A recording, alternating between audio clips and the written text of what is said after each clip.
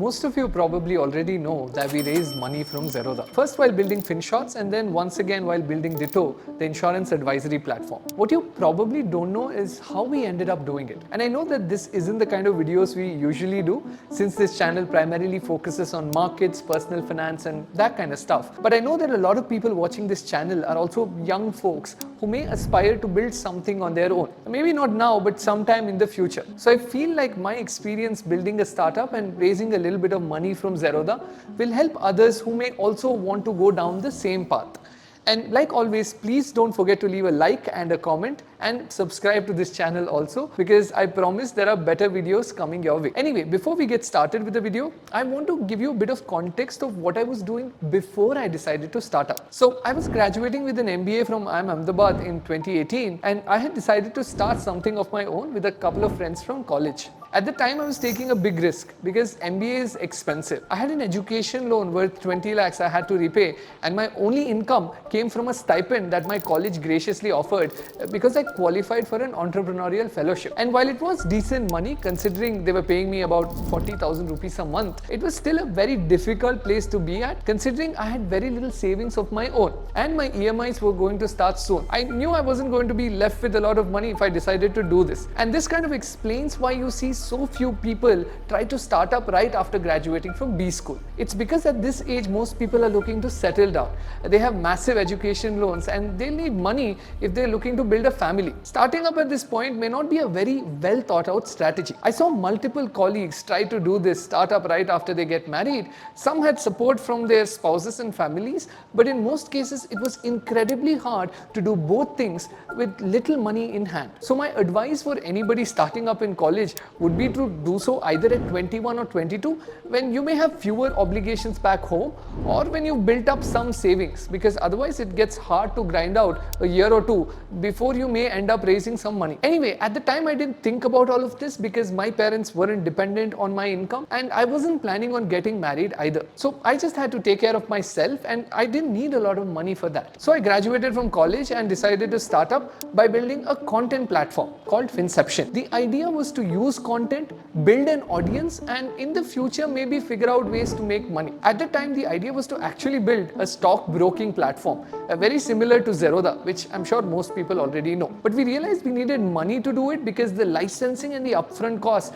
can run into a few crores. So we thought until we raise that money, let's build a big audience. Now there are a few things that we did do right at the time, and there are a few places where we screwed up. Let me talk about the screw ups first. Content is not a very good industry if you're looking to start up. The reason is very simple. It works really well if you want to be an independent creator and if you want to run a small business. But if you want to build a business that will scale, it's hard to do it with content. The cost of producing content is very, very high. Good writers and researchers don't come for cheap, and making money here is incredibly hard. For instance, the platform that we built, Finception, was putting out stories on the stock markets, simplifying complex research reports. The problem was we could never really push out more content because we couldn't hire good writers, and we couldn't monetize the platform because very few people were willing to pay for content. And I'm sure that's true for most people watching this video also.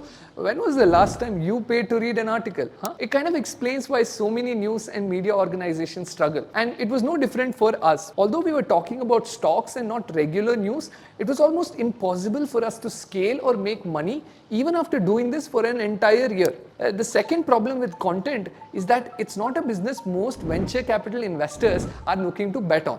They know the challenges with content all too well. They know making money here is next to impossible, and they're looking for businesses that can scale quickly. With content, you can't do any of this. So while we would meet with several investors, almost all of them turned down the opportunity to invest in us. And after about a year, we kind of realized that there was no point in trying either because it wasn't going to happen. The third thing that we could have done better was how we approached content. We were writing stuff. It was textual. And this was the time when videos were all the rage. And videos is still all the rage these days. So looking back, I feel we could have definitely built a much larger audience if we leveraged videos well. But having said all of this, I also believe that we did a few things right. For one, we didn't sit idly. We always kept trying new things. While our stories were the main focus, we kept doing odd jobs to see if something would stick. We wrote trading algorithms for a broker in Ahmedabad. We did a bit of consulting for small companies looking to go public. We covered obscure industries trying to see if there's an audience there. At one point, I even began teaching at a coaching institute so that we could make some extra money to pay our interns. We pretty much did everything that we could do. And more importantly, the stuff we were writing at Finception was honestly some of the best content you could find on the subject. Most financial newspapers would put out reports that were difficult to comprehend. Our stories, meanwhile, were interesting, engaging, simple, and they looked pretty. So even though we didn't scale the way we hoped, we did build a loyal audience. And third, when we realized we couldn't raise money with our current plan, we started thinking about building a small profitable business. Forget about scale, just focus on making more money. And this is kind of when we had a stroke of luck. So after a year of trying pretty much everything, we decided we were going to try our hand at videos as well. And we put out this video explaining the rise and fall of Jet Airways. It went viral everywhere. Within minutes of releasing it to our subscribers, it was trending on Twitter. It was insane. And somehow the video ended up at Zerodha too.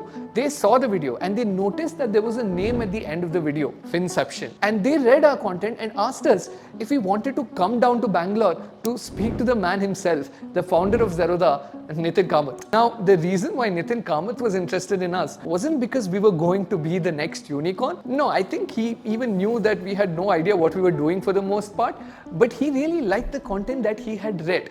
He believed that there was a lot of value in what we were doing, even if it didn't scale. So when he met us, he had already kind of made up his mind. He was willing to invest in us, not because he wanted to make a massive return on his investment, but because he believed our content could be useful to Zerodha's audience. He also realized that we shared the same values. For instance, by then we had become disillusioned with the whole VC model. We didn't want to grow aggressively at all costs because our model didn't work that way. It needed patience. We wanted to build a content platform, gain people's trust and support, and then see if those same people would be willing to pay us for more value-added services. And that needed time. In this world, unfortunately, there is very little time. But Zerodha understood all of this. They had built their business profitably from scratch without raising money, and they knew that things take time. So they saw that we were a good cultural match as well. And before we knew it, we were working out of Zerodha's office, collaborating with them on some very interesting projects. So my advice is this. If you are looking to raise money and you're thinking of setting up a business, I think there are a few questions you have to ask yourself. Are you building a business that can scale quickly? And do you really think that there's a market large enough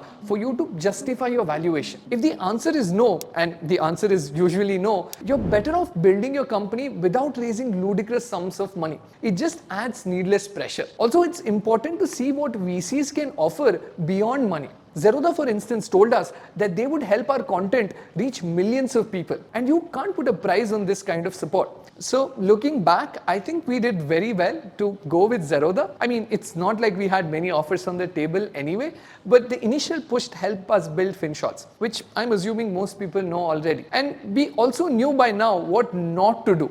So we found some success immediately. In fact, after building Finshots, we did get a lot of interest from investors, but we always felt that taking their money would mean changing tracks once again, growing rapidly, compromising on quality, and maybe losing all the goodwill that we had gained. So when we decided to launch Ditto, we spoke to Zerodha again and they decided to fund us again. This time with a little more confidence, because by then we had shown that we could build good products and we were intending on growing sustainably. We launched Ditto in 2021. It's an insurance advisory platform and that is where we make all of our money today. Our content platform Finshots, including this channel, makes no money. We don't run ads, we don't sell mutual funds, we don't do anything else. And yet we are now a profitable company with over 200 people working towards simplifying finance and insurance. And it's kind of a dream come true, at least for me personally. Looking back, I couldn't have imagined things working out this way, especially considering the disastrous first year that we had.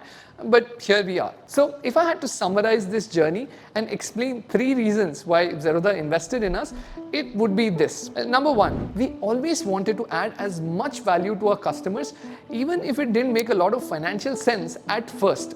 We did it with Finception, with our stories. We did it with Finshots, with more stories. And we're currently doing it with Ditto, our insurance advisory platform. Number 2, we were honest about our ambitions. We didn't want to build a unicorn. We just wanted to build a small profitable business that had the potential to make an impact in people's lives. The idea resonated with Zerodha too. Number 3, we were certain that we were not going to go down the heavy cash burn route because it simply didn't sit well with us. And yeah, that was all there is to it. Also, one quick announcement before we leave. We are looking to hire advisors for Ditto, our insurance advisory platform. And if you're interested or you know somebody who's interested in joining us, please find the link in the description box. You can apply there. And yeah, you don't need to know about insurance. We'll train you from scratch and you can work with us remotely. And hopefully you consider joining us. I hope this video was helpful for anybody looking to build a business or startup in general. And if you have any questions, please address them in the comment section below and I will try to answer them to the best of my ability. That's it from me now. I'll see you in the next video. Bye bye.